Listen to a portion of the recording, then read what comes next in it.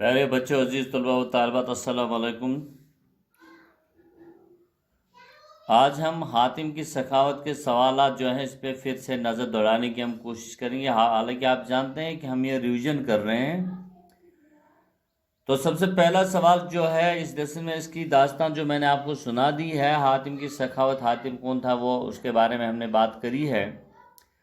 لیکن آج پہلا سوال یہ ہے، میر امن دہلوی کی حالات زندگی کے اور ادبی خدمات کے بارے میں نوٹ لکھیے۔ پیارے بچوں، آپ جانتے ہیں کہ میر امن دلی میں پیدا ہوئے۔ ان کا اصل نام میر امان اللہ تھا اور تخلص میر امن۔ اس کے بعد انہوں میر امن فورٹ ولیم کالج سے وابستہ ہوئے اور انہوں نے ڈاکٹر جان بورتھے گلکرسٹ کے کہنے پر انہوں نے میر امن نے قصہ چہار درویش کا ترجمہ باغ و بہار کے نام سے کیا ہے، اور جو کہ آج تک جس کا جو لاسانی ہے۔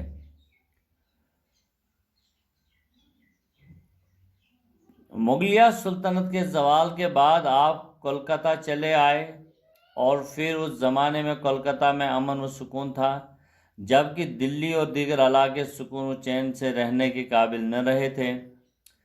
دلی کے متعدد شریف خاندان جو ہے وہ ہجرت کر کے وہاں سے نکل گئے۔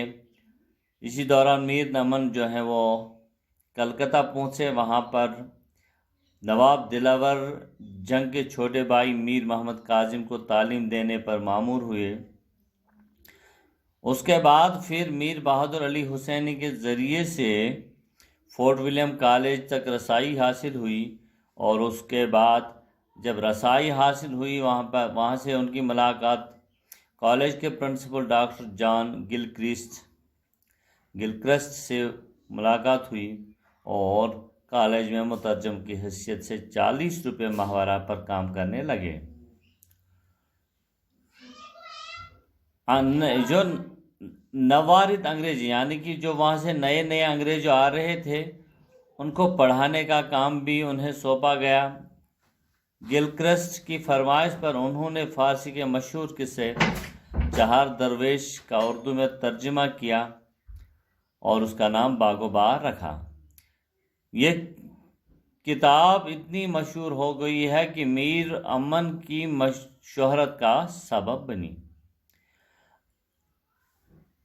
میر امن دہلوی کو فورٹ ولیم کالج کے مصنفین کی فہرست میں سب سے زیادہ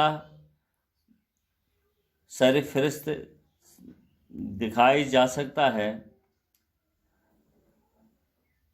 اس کا سبب ان کی مشہور زمانہ کتاب باغ و بہار ہے۔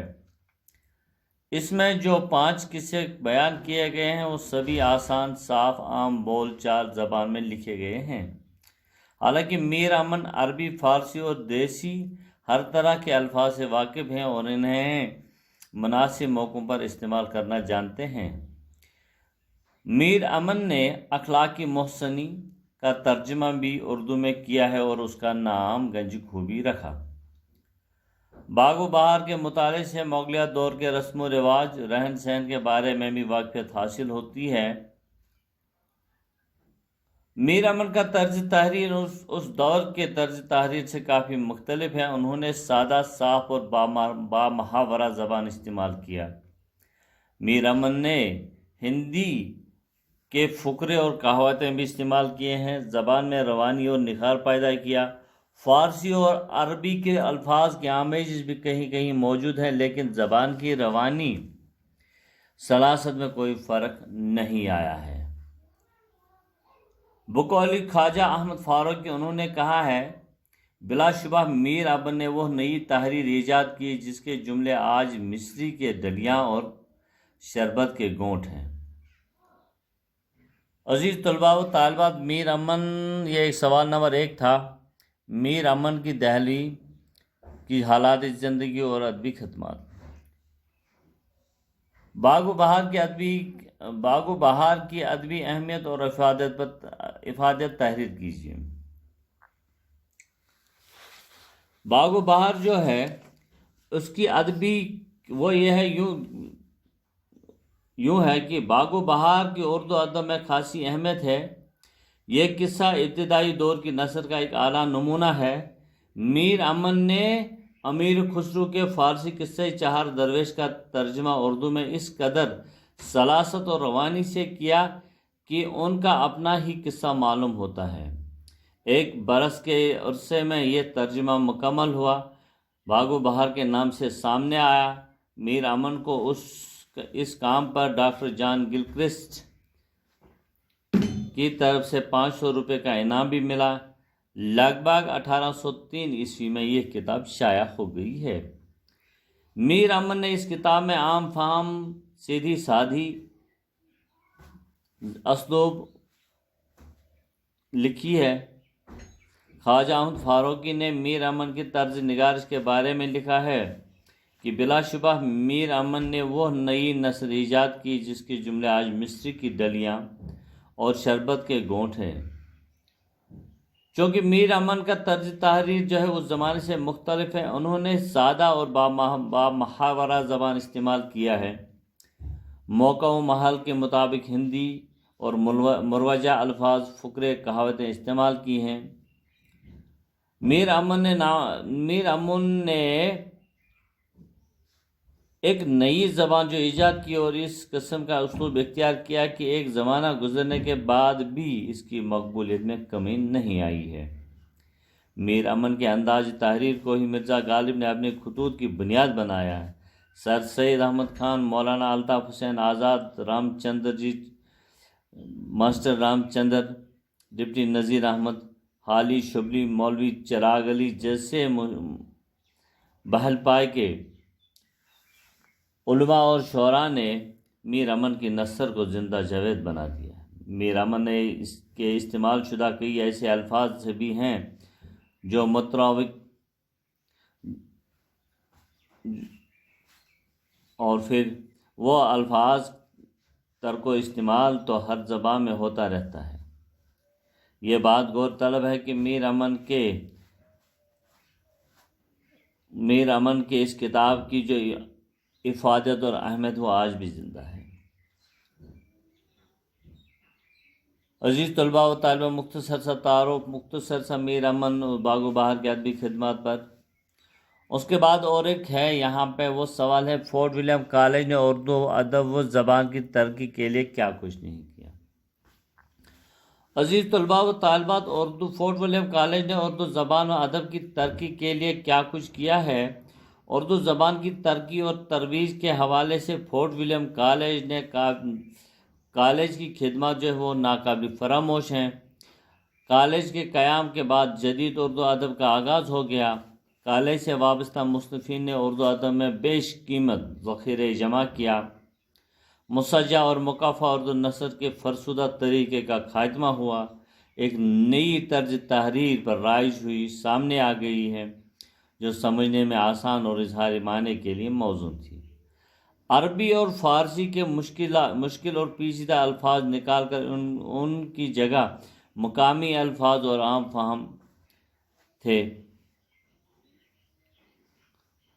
استعمال کیے جانے لگے۔ اردو قواعد مرتب کیے گئے۔ کالج کے پرنسپل جان گلکرسٹ نے کالج میں نادر و نایاب کتابوں کا ذخیرہ جمع کر کے ایک کتب خانہ قائم کیا جس میں اردو کے علاوہ کئی اور زبانوں مثلا عربی، فارسی، سنسکرت، ہندی، سندھی، پنجابی جیسے زبانوں پر مشتمل کتابیں جمع کی گئی ہیں۔ کالج میں تصنیف و تالیف کا ایک شعبہ قائم کیا گیا جس میں کتابیں لکھنے اور اردو زبان میں دیگر کتابوں کا ترجمہ کرنے کے لیے مصنفین کا تقرر کیا گیا۔ اردو کی طباعت کے کام کے لیے چھاپا خانہ کھولا گیا۔ اور سب سے اہم بات یہ ہے کہ چنانچہ کالج کے مصنفین نے مختلف زبانوں کے اہم کتب کے ترجمے اردو زبان میں کر کے اردو زبان و ادب کو تقویت بخشی ہے۔ حاتم کا قصہ، حاتم کا خلاصہ اپنے الفاظ میں لکھے، اس پر بات ہم نے کری ہے۔ اس کے بعد سب سے بڑی بات ہے، نوفل نے لکڑہار بوڑھے کو پاس بلا کر کیا پوچھا اور اس کے جواب میں کیا کہا۔ نوفل نے لکڑہار کو جب پاس بلا دیا تھا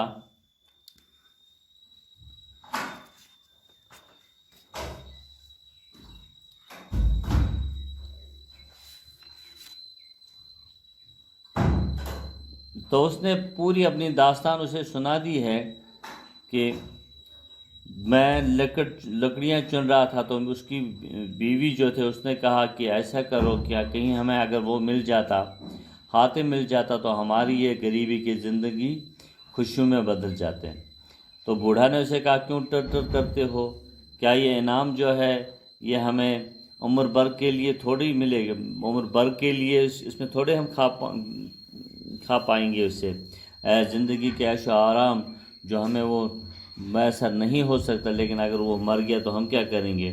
یہ بات سن کر حاتم غار سے نکل گیا اور اس نے بوڑھے سے یہ کہا تھا کہ آپ مجھے نوفل کے پاس لے چل اور پھر وہاں پر وہ جو انعام ہے وہ آپ کو مل جائے گا۔